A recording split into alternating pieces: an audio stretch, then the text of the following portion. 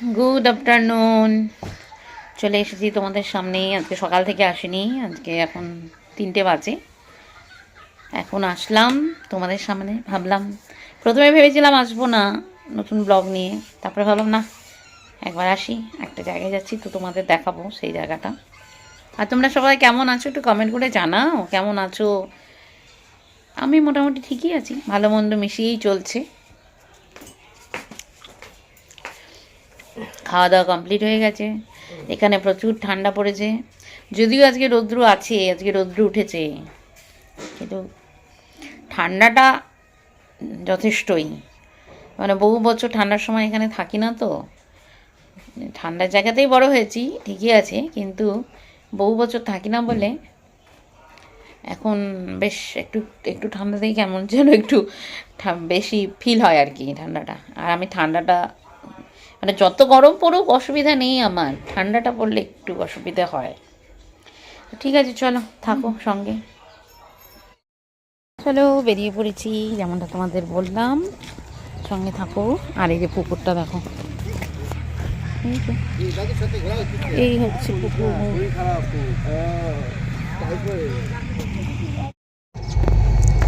আসলে আমরা রওনা হয়েছি কালীঘাটে তোরসা চরে, মানে তোরসা চরে না, তোরসা নদীর পাড়ে, যেখানে মহা অষ্টমী স্নানও হয়।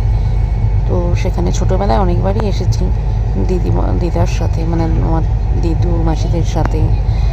তো তারপরে অনেক বছর আর আসা হয়নি, মাঝখানে বোধহয় আজ থেকে 10-12 বছর আগে একবার এসেছিলাম, আর এবার আসছি। এখন তো রাস্তাঘাট সব পাল্টে গেছে,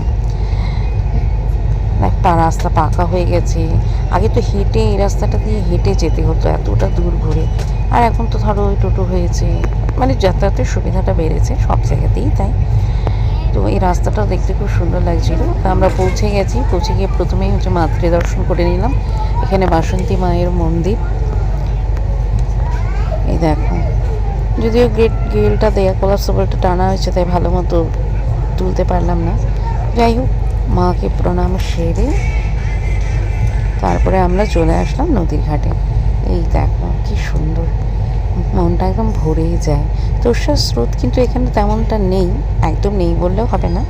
আর একে দেখো, এই দেখেই মনে হচ্ছে প্রচুর, মানে খুবই তৃষ্ণার্ত। তো আর এই দেখো পড়ন্ত বিকেলের সূর্য, অসাধারণ। আর এই দেখো আমরা এসেছি 2 মাসে, আমি আর মামা দুজনকে নিয়ে, মানে সবাইকে নিয়ে জোর করেই এসেছি। আমি আর সোনা মাসি নিচে নেমেছিলাম। কি সুন্দর, এই যে পর্যন্ত কি সুন্দর।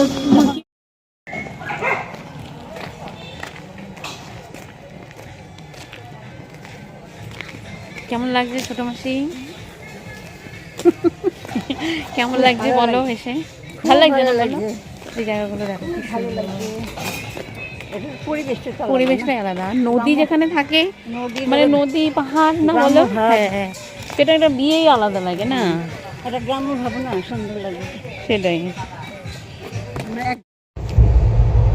রাস্তাটা এবড়ো খেবড়ো, হয়তো মাসির একটু কষ্টই হচ্ছিল হাঁটতে, তবে আনন্দ কিন্তু একটুও কম ছিল না, সেটা কিন্তু দ্বিগুণ ছিল। তবে নদীটা শান্ত, শান্তই ধরতে গেলে। ওই স্রোতটা এমন কিছু স্রোত নয়, বর্ষার সময় হবে। কি সুন্দর, অপূর্ব এই জায়গাটা, যে সিনারি না দারুণ।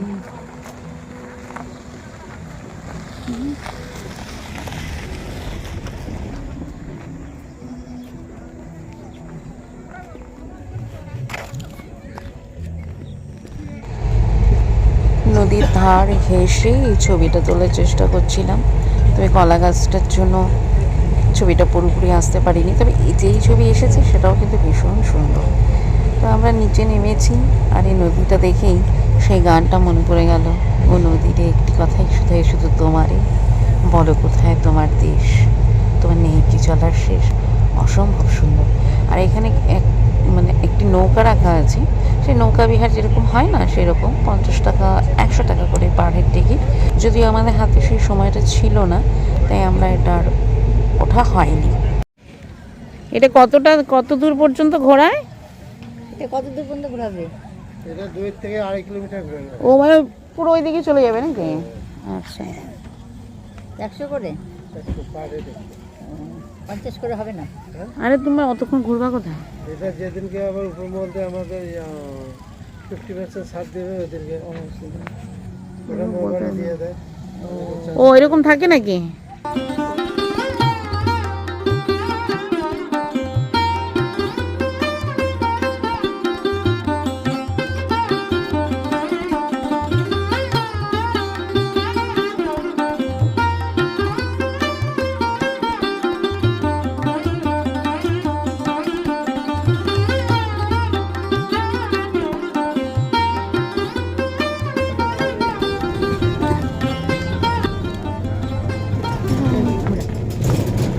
ঠিকই আছে, ছোট্ট করে ছোট্ট একটা জায়গা সুন্দরভাবে ঘুরে নিলাম।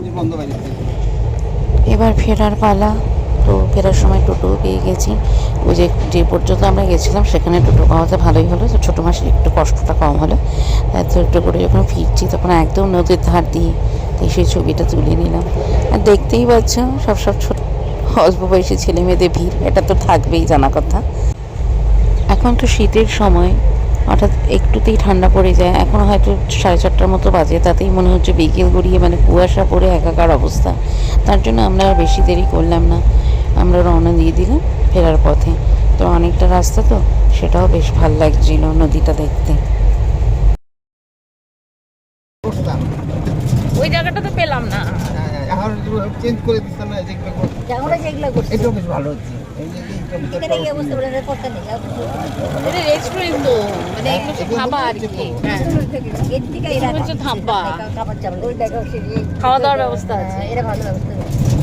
এদিকে বাড়ির মধ্যে করছে, আর এদিকে এই জায়গাটা হ্যাঁ, ওটা ফাঁকা। এখানে নোংরা হবে না, বাড়ির ভিতরে নোংরা টোংরা নেই, সব ইয়াতেই হবে। মোবাইলে গুগল কি বলে? এটা কার বাড়ি?